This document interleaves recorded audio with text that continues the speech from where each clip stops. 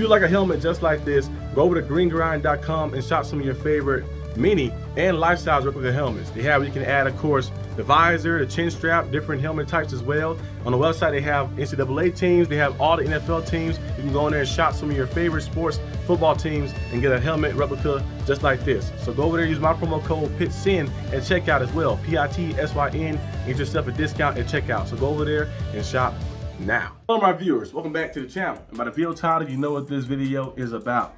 I'm discussing some Steelers news and updates. As I mentioned yesterday, of course, the Aaron Rodgers thing is kind of still the same. Only thing we've seen from Pittsburgh side is the Steelers are still in contact with Rodgers, and they still very optimistic about Rodgers coming to the Pittsburgh Steelers before the mandatory training camps and stuff happen. They're gonna give them time to deal with personal issues and stuff, so we'll see what happens. But we did see, of course, Kaleb Johnson. You know, they said Arthur Smith was raving about him. He said we were excited about getting Kaleb Johnson in here. So the Steelers offensive coordinator Arthur Smith said, he said, really explosive running back that we spent some time with. One of the more instinctive backs that I've watched in a couple of years coming out of the draft. He's a perfect fit regardless of whatever run scheme you're running. He ran multiple schemes at Iowa, really impressive as a volume runner as the game went on, and one of the more impressive stats you've seen in the fourth quarter. What he averaged in the fourth quarter, I believe it was over 5 yards per carry. Might have been closer to 6. We think he has great culture fit, and obviously extremely fired up to get Kaleb in here. So Kaleb Johnson compared himself as well to Derrick Henry. He said that he's kind of like Derrick Henry. Play style, he said Dalvin Cook. He said it's kind of like the guys he trying to model his game after. And you watch him, you can kind of see that a little bit too. He might not be as fast as the Derrick Henry. Derrick Henry is a freak of nature. Like the man is like, he's about 240, 250. I'm about 240 as well. But I do not run a 4.4 or 4.3 like Derrick Henry. I probably run like a 4.6 or 4.7. But Derrick Henry ran a 4.3.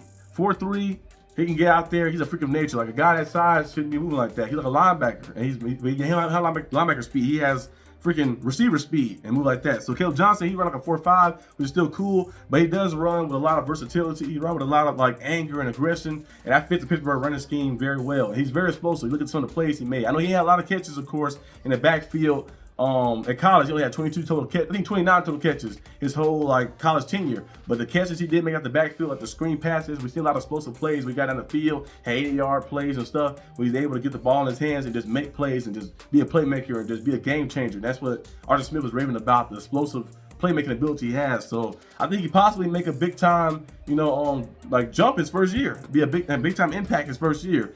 We've seen players like that before. We've seen Saquon Barkley's. We've seen, of course, the different guys who had a first year in the league. Najee Harris had a pretty good year with us in the league too, as well as first year. Some guys who go out there at the gate and just come out there burst with just explosiveness, playing with high intensity, go out there just playing very good. We've seen it from quarterbacks like Andrew Luck, Jaden Daniels and stuff, but running backs, you can see it too as well from those guys, especially in the right situation. The Steelers offensive line is young, and I feel like it's getting better and better and better.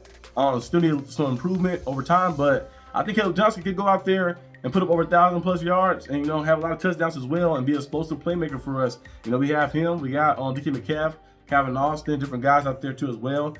Still some weapons on offense. I know we missing, of course, another receiver, a big-time receiver on the other side, but Calvin Austin not too bad himself either. He went out there, had close to 600 yards last year, stepped up big time last season, averaging, 15, 16 yards per catch as well. So I wouldn't be surprised if he stepped up even more if he has to come in that number 2 role and go out there and make some plays. So we'll see what happens. But I do like Kaleb Johnson mentality. He want to go out there. He want to be an all-purpose back for the Steelers. He want to be a guy who go out there and do everything for them. He want to be Rookie of the Year. He want to be MVP, Super Bowl champion. He want to have all of it like that. Go out there and do the best he can to help the team win.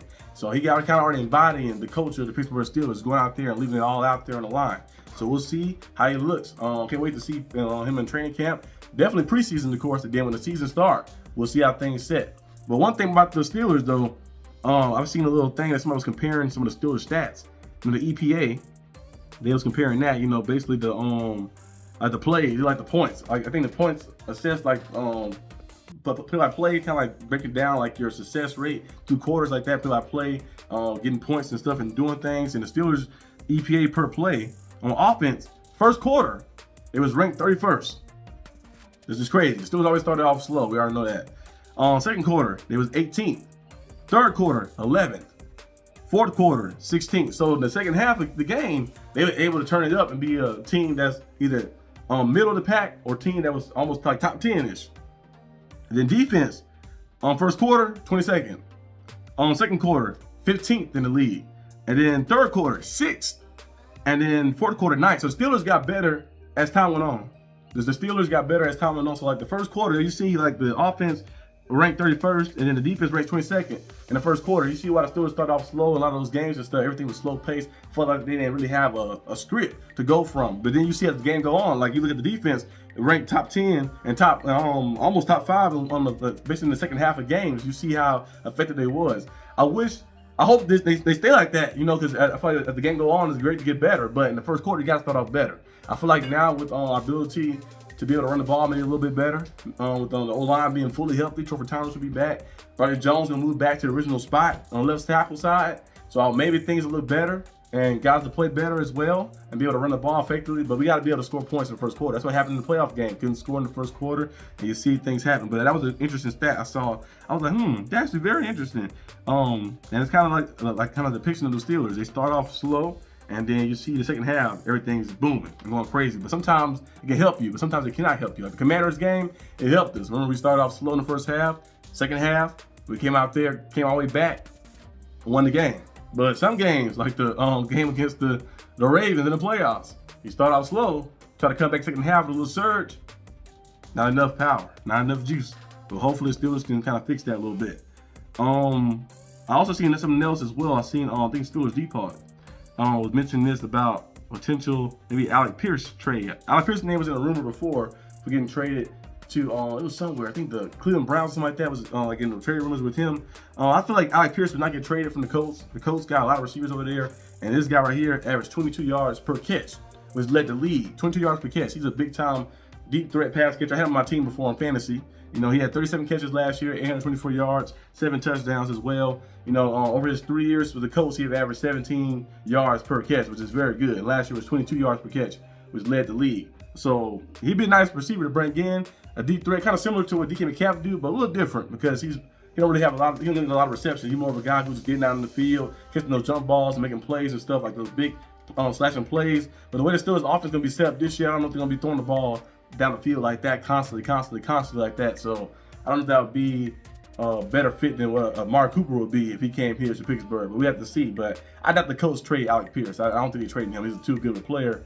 He's emerging to an even better player. You look at his numbers. Every year he gotten better. I doubt they trade him. But that was just a little rumor thing I've seen. But besides that, that's all the news I really have for today. I hope you guys enjoyed this video. If you did, like, subscribe for more content. Let me know down below what you guys think about the QB situation, about Kaleb Johnson, the running back, how he's going to do his first year, and about any other receivers you feel like the Steelers could trade for or maybe sign in free agency. I think Mark Cooper would be great for us to bring in, but we'll have to see what the Steelers do. But that's all I have. I'll see you guys next time on the channel. Peace out.